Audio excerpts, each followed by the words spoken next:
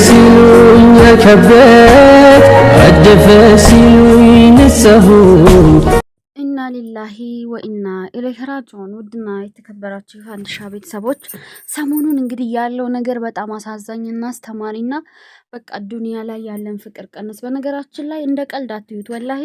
አዎ ለእኔ ስራዬ ነው ዩቱብ ኦፍ ኮርስ።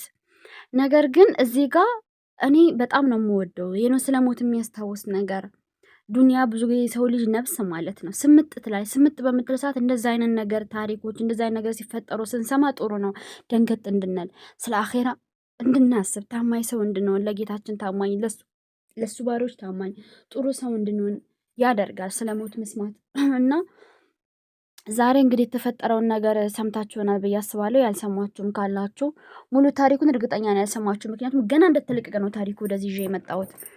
መሞቱን ተለቋል፣ ግን ታሪኩ ሙሉ ነገር አልተለቀቀም።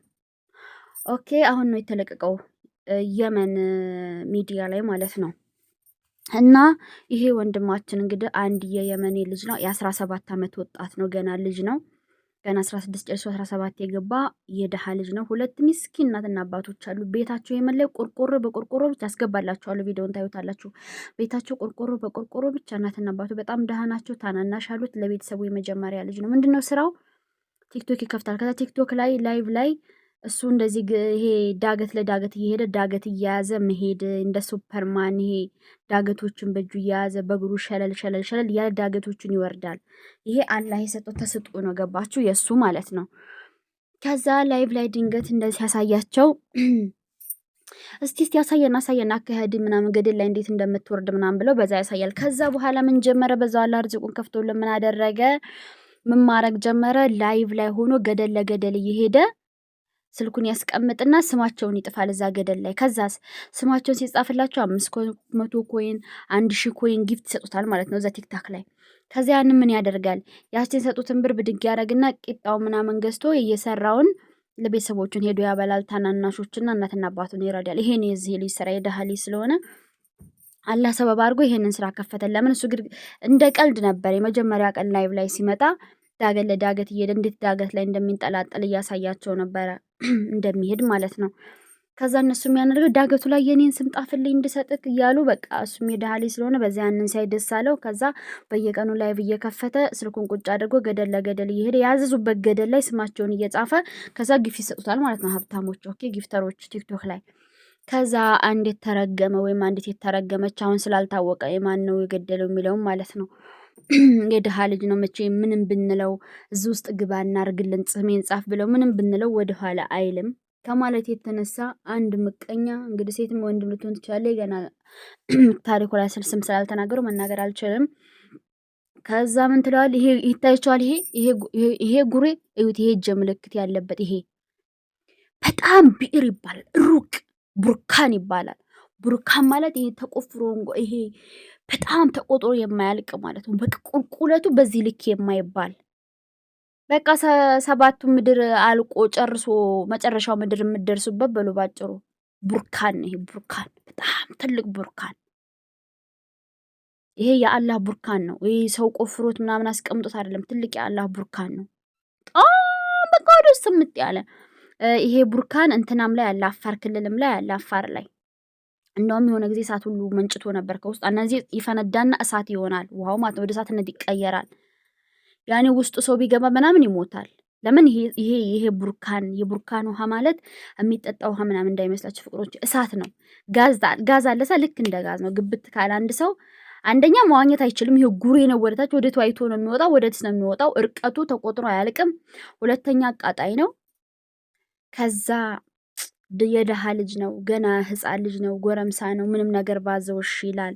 ልድፋው ብሎ አስቦበት ይሁን አንድ ጊፍተር ወይም አንዲት ጊፍተር እዚህ ቡርካን ውስጥ ግባና ቡርካኑ ግርግዳ ላይ ማለት ነው እንግዲህ እንግዲህ አራራቁ እዚህ ቡርካን ግርግዳ ላይ ስሜን ጣፍ። ከዛ ምርጥ ጊፍት ሰጥህና ራስህም ትበላለህ ቤተሰቦችንም ታበላለህ ይለዋል። ይሄ ደሃ ልጅ እንግዲህ ክሱ ምን ይመስለዋል? በቃ እዚህ ውስጥ ገብቼ ጽፌ ተመልሼ የምወጣ መሰለው። ለምን? ዳርዳሩን ይጥፋል። እንደምታዩት ዳርዳሩ ነጭ ነጭ ታያችኋል ቡርካኑ።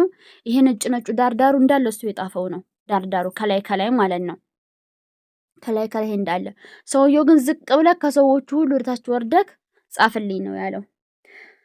ከዛ ይሄ ድሃ ልጅ ማገን ዱንያ ያልፍልኛል እስቲ ደህና ጊፍት ሰጥቶ ቤተሰቦችን ራሴ ማስደስታለሁ ብሎ ጠልጠል ብሎ የሰውየውን ስም ሊጥፍ ሀጥ በል ሲል ፍርጥ ቡርካን ውስጥ ከበት።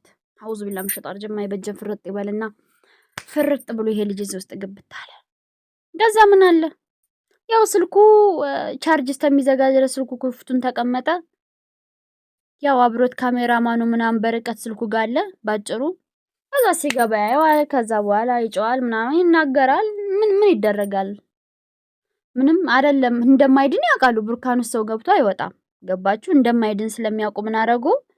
እሱን ለማውጣት የዛኑ ቀን አልጣሩ። ምክንያቱም እንደማይድን ስላወቁ፣ ቡርካን ውስጥ ተገብቶ እንደማይዳን ስላወቁ በማግስቱ ወደ ከተማ ተሄዶ ይሄ ሲሆን ነገሩ ሲገባ የሚያወጣው ነገር መጥቶ ስሙ ስለማያዘኝ ነው ውዶች። እሱ መጥቶ እንደገና በሁለተኛው ቀን ልጁን አወጡ። ሞቷል አላችኋለሁ። ግን የገባ ጊዜ ማለት ነው ቤተሰቦቹ ወደዛው እንደሰሙ ከከተማ መጥተው ቤተሰቦቹ ዙሪያውን ቡርካኑ ዙሪያ ቁጭ አሉ። እናትና አባቱ ሁሉም አንድ አለም አብሮ ቁጭ አለ። ሲገባ ካሜራማኑ ሳይቀር ስልኩን ይዞ ምን ያለው ማ ይቀመጣል እሱ ጋር እዚህ ጎኑ ማ ይቀርባል። እሱ ሲገባ ታይቶ ጭራሽ እዛ አጠገብ ሰው ሊቀመጥ።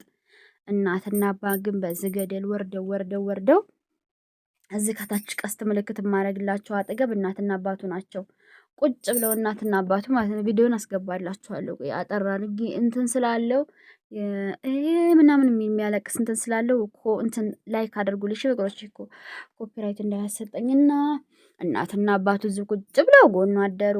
እንግዲህ ገብተው እናውጣ ብለው አስቡ ያውቃሉ። እዚህ ውስጥ አይደለም እሱ ሊያወጡ፣ እነሱም ከገቡ በዛው ነው የሚቀሩት። እንደማይድንም ስለሚያውቁ እነሱም በቃ ወደዛው ዱባላ ወደዛው ሰመጠ። በቃ ወደ ላይ እንኳን አልመጣም ልጁ ማለት ነው። ማለት አላሰፈፈውም፣ ስምጥ ነው ያደረገው። እናትና አባቱ ቡርካን ጎን ቁጭ ብለው ወሬ ሲሉ አድረው አጠገቡ። በማግስቱ የሚያወጣው ነገር ይሄዱ አወጣው። ያው ልጁ ሞቷል፣ ተቃጥሏል። እና ዱንያ ያያችኋት እንግዲህ እሱ ወላይ ላዚም በየቀኑ ገደል ለገደል እየሮጠ የሰው ስም እየጻፈ ባሉ መልኩ እንግዲህ እችን እየለቀመ የሱ ገቢ ይሆናል። ልክ የኛ ገቢ ሸቃላነት አሁን እንዳረግ ነው እሱም የሱ ገቢ ይሆናል ማለት ነው። እንደዚህ እየዘለለ ወዳና ወድክ በዚች በገቢው ደሃናትና አባቱን ዳቦ ገዝቶላቸው ማታ ይገባል። ታናናሾቹን እህትና ወንድሞቹና እናትና አባቱ ማለት ነው። ከዛ እሱም በቃ ልጅ ነው ተሸወደ። አወባሩት። ትችላለህ አንተ ግባና ጻፍ፣ እኔ ደግሞ ምርጥ ጊፍት ሰጣለሁ ዛሬ በቃ ምርጥ ራት ትበላለህ ከቤተሰቦች ጋር ምናምን ብለው ያው ጨመሩት። የዕለት ጉርስ ማለት ነው። የዕለት ጉርስ አመጣለሁ ብሎ የዘላለም ህይወቱን አጣ። እና አንዳንድ ጊዜ ላይ ስንሆን አናስብም ውዶች። አሁን እንደናንተ አይነት ቢሆን ትላልቅ ሆነ አድገናል። አሁን እዚህ ቡርካን ውስጥ ምንም ቢቸግር እዚህ ቡርካን ውስጥ ገብተሽ ጻፊ ብትባይ እኔ አልፈልግም ልትይ ትችላለሽ። ገባሽ? እኛ ትላልቆች ነን። እሱ ግን ገና ልጅ ነው፣ ምንም ነገር አያውቅም። እንደዛ አርግ ሲባል እሺ ብሎ ገብቶ ይሄውላችሁ መጨረሻው ይሄ ሆነ። ፍቅሮቼ እናንተ አዲስ ጫማ ገዝቼ ሽታው ደስ